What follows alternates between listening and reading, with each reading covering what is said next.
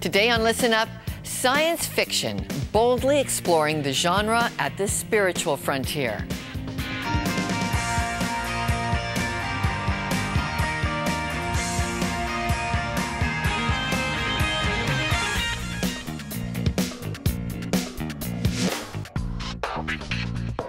Welcome to Listen Up, news that takes you deeper, delivered from a Christian perspective. I'm Lorna Dueck. Science fiction, it's not just about aliens and spaceships anymore. Sometimes known as speculative fiction, the genre today has inspired an outpouring of websites, TV shows, and movies. And whether it's the mega-hit TV series Lost or the redundant Terminator Salvation, the stories they tell and the issues they probe are shaping the imaginations of our culture. Even those who explore our universe for real are fans. The crew aboard the International Space Station were recently treated to the ultimate viewing experience when the newest Star Trek film was beamed into outer space just for them. Your father was captain of a starship for 12 minutes. He saved 800 lives, including yours. I dare you to do better. Enlist in Starfleet. Since the old Star Trek TV franchise got its most recent movie makeover, fans have been showing their gratitude in box office receipts.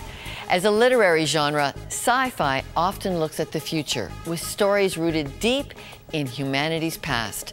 Critics write that science fiction is the principal place in our culture where it's normal and even expected to discuss matters of theology and philosophy. We'll find out more about that later in the show. But first, one of the world's leading science fiction authors today makes his home in Canada.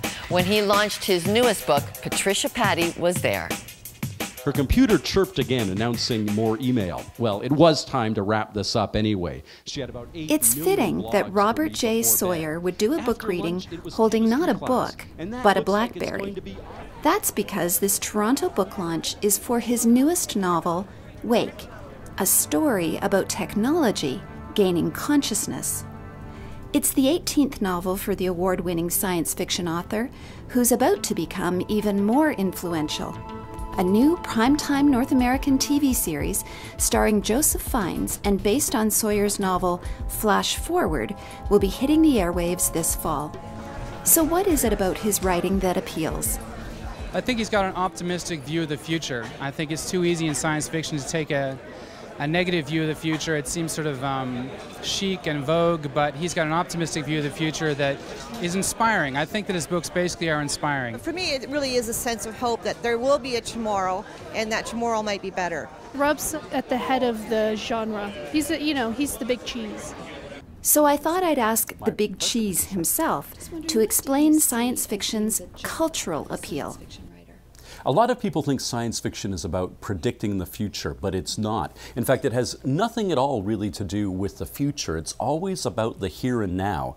But it's a literature that disguises the contemporary issues that it's talking about with setting in the future or using alien beings so that people will not let their preconceptions about an issue prevent them from exploring the topic.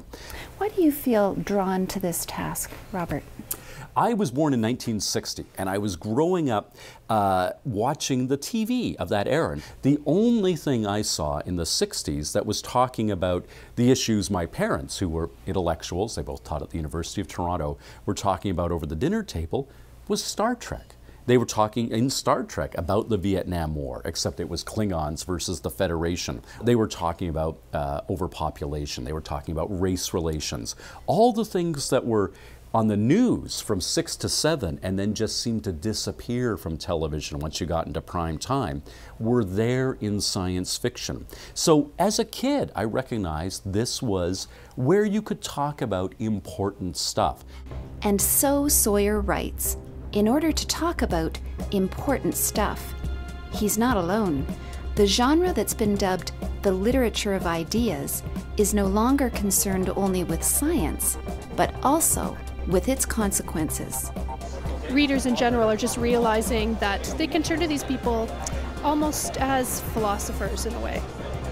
Today's sci-fi explores the human condition, and readers around the world immerse themselves in that exploration. Sawyer's own books have been translated into 15 different languages. Science fiction has always been interested in the idea of transcendence, in the idea of what we are as human beings and what we might become as human beings. And I think that speaks directly to spiritual concerns that people have, for better or for worse. Rob Sawyer's latest book, Wake, is interesting because on one level, the book is a story of a young girl called Caitlin who is blind and who gets an iPod, which she calls an iPod, and it connects her to the web. But on another level, it's really about emerging consciousness. It's really about how we learn and how we experience the world. And again, that book is really about hope. My personal mission statement is to combine the intimately human and the grandly cosmic. I like to think that science fiction works on these two different scales. The grandly cosmic doesn't necessarily mean outer space, but it means, like, do we have souls? Does God exist? Is there an afterlife? The big, big, big questions, which are great fodder for, intellectual debates. But if you don't wrap it up in a human story, in something that touches the heart, that people care about, then you're just really pontificating, you're just lecturing. Your stories have obviously resonated with readers. And I'm wondering how you would describe the need that they're filling in our culture. Is it a spiritual need, do you think, or is it an intellectual one? A lot of people today, they're empiricists, meaning they want hard and fast proof and evidence for everything. And yet there is a yearning within people. They want to think, we're wired somehow to want to be part of something bigger. And we quest to understand what our role is. And science fiction, with it, we have this thing we call in science fiction the sense of wonder. The core reading experience of science fiction is regaining a sense of wonder, a transcendent sense of being part of something larger. Reveling in the big questions for Listen Up, I'm Patricia Patty. When we come back, using time travel to go visit Jesus, a Harvard-educated expert in science fiction tells us how. Next.